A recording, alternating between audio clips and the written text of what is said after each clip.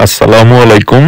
আর এখন আপনাদের সাথে আমি শেয়ার করব মসজিদে কুবার সৌন্দর্য এবং যতটুকু ইতিহাস আমি পড়ে জেনেছি সেই সম্পর্কে কিছু তথ্য আপনাদের সাথে শেয়ার করে মসজিদের কুবাটা আমিও দেখেছি, আপনাদেরকেও দেখাবো।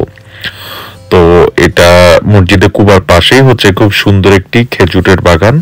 তারপর আমরা চলে আসলাম মসজিদে কুবায়। এটাই হচ্ছে মসজিদে কুবার মূল স্থাপত্য। আর মসজিদে কুবা হচ্ছে ইসলামের ইতিহাসে বেশ গুরুত্বপূর্ণ একটি মসজিদ।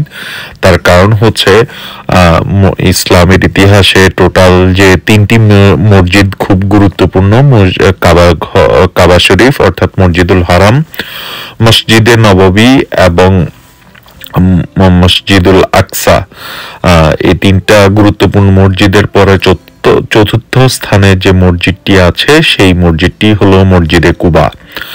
আর এই মসজিদে কুবা হলো নবীজির হাতে নির্মিত প্রথম মসজিদ, অর্থাৎ নবুয়াত লাভের পর নবীজি প্রথম যে মসজিদটি নির্মাণ করেন এটি হচ্ছে সেই মসজিদে কুবা। মসজিদে কুবা হচ্ছে মক্কা থেকে 300 কিলোমিটার উত্তরে এবং মদিনা থেকে উত্তর পশ্চিম কোণে অবস্থিত। আর খুব কাছেই মসজিদে নববী থেকে 5 কিলোমিটার দূরত্বে এই মসজিদে কুবা। এই মসজিদে কুবা ছিল হযরত কুলসুম ইবনুল হিদুম রাদিয়াল্লাহু তাআলা আনহুর খেজুর শুকানোর পতিত জমি। আর এখানেই হচ্ছে নবীজি প্রথম এই মসজিদটির ভিত্তিপ্রস্তর স্থাপন করেন। আর এই মসজিদটি বর্তমানে বেশ কয়েকবার সংস্করণ এবং পরিবর্ধনের মাধ্যমে বর্তমান এই অবস্থায় এসে পৌঁছেছে।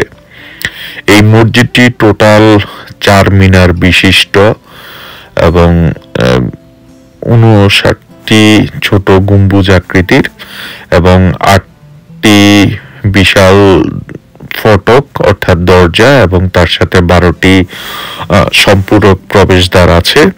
এখানে টোটাল 3টি কেন্দ্রীয় শীতাতপ নিয়ন্ত্রণ ব্যবস্থা আছে, যার মাধ্যমে মসজিদের ভেতরের তাপমাত্রাকে নিয়ন্ত্রণ করে রাখা হয় যেন এখানে আগত মুসল্লিরা এবং হাজিরা যেন স্বাচ্ছন্দ্যে এখানে নামাজ পড়তে পারেন। মসজিদের সামনের অংশে পুরুষদের নামাজ পড়ার ব্যবস্থা রাখা হয়েছে এবং মসজিদের শেষ অংশে বা পেছনের দিকে মহিলাদের নামাজ পড়ার ব্যবস্থা রাখা হয়েছে। মসজিদটার ভেতরে স্থাপত্য শৈলীও কিন্তু অসাধারণ, খুব সুন্দর। মসজিদের ভেতরে হচ্ছে লাইটিং করা আছে, কার্পেট বেছানো আছে যেন আগত হাজিরা স্বাচ্ছন্দ্যে নামাজ পড়তে পারে এখানে। কারণ এই মসজিদটা যেহেতু বেশ গুরুত্বপূর্ণ ইসলামের ইতিহাসে, সো এই মসজিদে হয়তো দোয়া কবুল হবে, সেই জন্য সেই আশায় এখানে সবাই হচ্ছে নামাজ পড়ছে, 2 রাকাত নফল নামাজ পড়ছে, তারপর দোয়া করছে আল্লাহর উদ্দেশ্যে। তো আমরাও হচ্ছে এই মসজিদে নামাজ পড়লাম। আমি নামাজ পড়ে ভাবলাম যে মসজিদের চারপাশের সৌন্দর্যটা বা মসজিদটা আপনাদের সাথে একটু শেয়ার করি।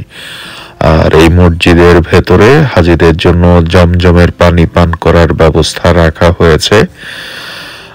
খুব সুন্দর, এখানে সবাই নিরিবিলি নামাজ পড়ছে।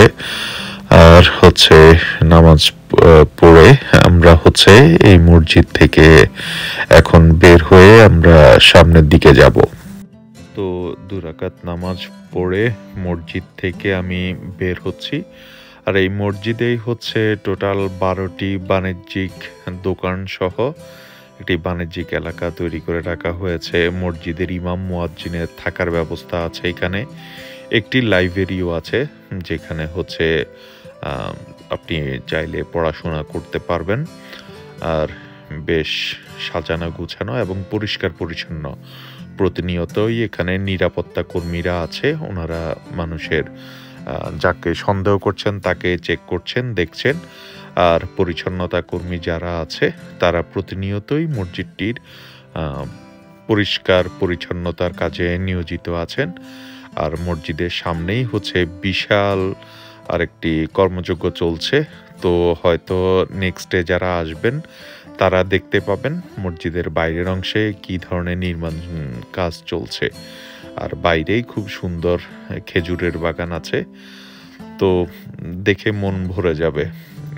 প্রতিটা গাছেই কিন্তু খেজুর পরিপূর্ণ, বাট এখনো যেহেতু খেজুর পাকেনি তাই খাওয়ার সৌভাগ্য হয়নি। আর এই মসজিদে কুবা থেকে বিদায় নিলাম, দেখা হবে নেক্সট কোনো ভিডিওতে। সেই পর্যন্ত ভালো থাকবেন। আর মসজিদের কুবার সৌন্দর্য দেখতে দেখতে আজকের ভিডিওটি এখানেই শেষ করছি। আল্লাহ হাফেজ, আসসালামু আলাইকুম।